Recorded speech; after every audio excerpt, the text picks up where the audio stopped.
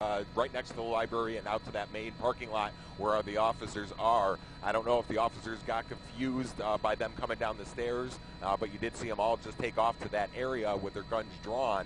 But we're getting mixed reports of exactly where this guy is, if he's still on campus or did he run out right after the shots were fired into a nearby field. I can tell you from our vantage point, all of the surrounding areas, including the subdivisions along with the schools, there are numerous cops around here as well, police officers just patrolling the streets, just looking just to make sure that this guy, if he did run out, he's not going to get very far. All right, well, we've got Damon Fernandez standing by, who's got a student eyewitness with him, so we want to go to him, but if you would hold your shot for us, Andy, and we'll continue to watch, and especially if it indicates that they are racing after somebody, if you'll let us know. Damon?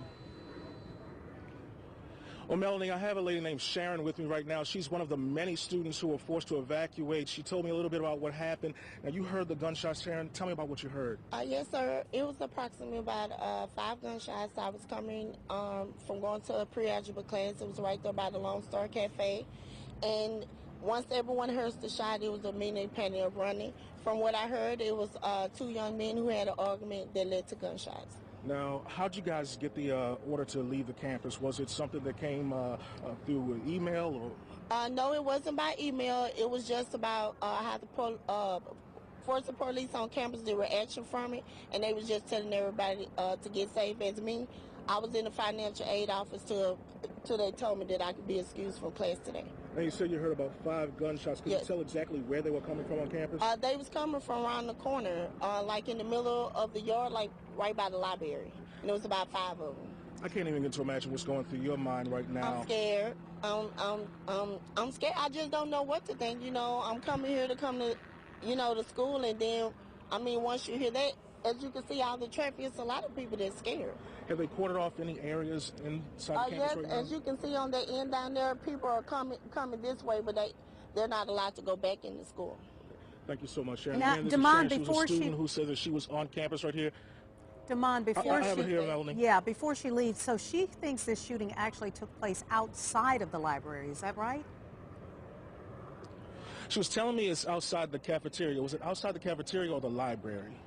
It was outside the cafeteria. You know where the cafe? Okay, the cafe is right here, and the library is right across. So it's in between the middle section right there. So it's kind of like in between the two buildings. And the cafe was full of people. Everyone's full of people just going to get intermediate to their classes. They're not even letting people back there in their neighborhoods because they got everyone blocked up. So you can see these parents right here waiting on their kids. Now, Damon, Guys, also, again, Melanie, you can tell the panic out here. Damon, also, can you just tell me, where did she get the indication that there may have been 2 men arguing, that this might have been the result of some kind of argument? Okay. Now, Sharon, where'd you get the information that there may have been 2 people arguing? From what the how you call the school campus police officers, that's what it is, and we just broke away. It started off as an argument, and then after that, it was gunshots. And this is police telling the students this information? Yeah, the ones that on campus. Well, they didn't tell. Damon Fernandez appears to be breaking up there. That are fighting, but after the fight, it was at the gunshots. So I think somebody got shot, though. It sounds like word of mouth. All right, Damon. And you're breaking up just a little bit, so we're going to come back to you in a moment. And again, we want to go back to Sky HD because there continues to be a lot of activity there. You can see now another person, it looks like, being brought out. And I want to go up to Andy Bass in Sky. Andy, can you tell us what we're looking at here? It looks like that as a lady brought out in just an office chair with wheels on it. She might be injured or whatnot, or just, I'm not too sure what's going on, but they did bring her out in an office chair. Still trying to gather as much information on this. It looks like they're just going to wheel it right to maybe an ambulance or just stop right there. I'm going to pull out just a little bit to see. Looks like she's drinking something. You know, there's a couple of people actually out here on being wheeled out right now. So it appears as though they've been able to get inside and at least indicate whether or not there are other people in these buildings.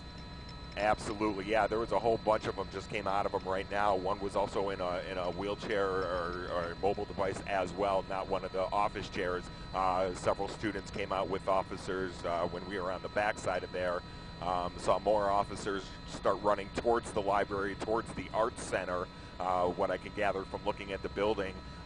Just in this little corridor where all the crime scene tape was, they had a door surrounded for a little bit and then backed off of it shortly after that. So I guess they're still looking for it. I mean, we're getting mixed reports. This man, according to the Fox unit up here, is a young man, 6'2", possibly wearing an Atlanta Falcons t-shirt and a red ball cap. That's the description that we got from someone running through the campus at that time. So we're still trying to confirm that, if that's the suspect that they're looking for at this time. All right, but it does look as though some of the activity on campus has slowed down a little bit, so you don't see groups of students being let out as quickly. Is that right? Not like when we first got here on scene. It looks like that most of I'm sure they're still searching for students to see if they're hiding in any of these areas. Okay. It's not a very large campus, but it's big enough to go from building to building just to make sure that all the students got out. Every now and then we'll see one wandering. You know, I don't know if he just didn't know anything was going on or he was just hiding in another room, but we'll see just wandering down the corridor towards the library and then out into the main part. All right, Andy, we're going to get back to you if you'll continue to just keep us updated.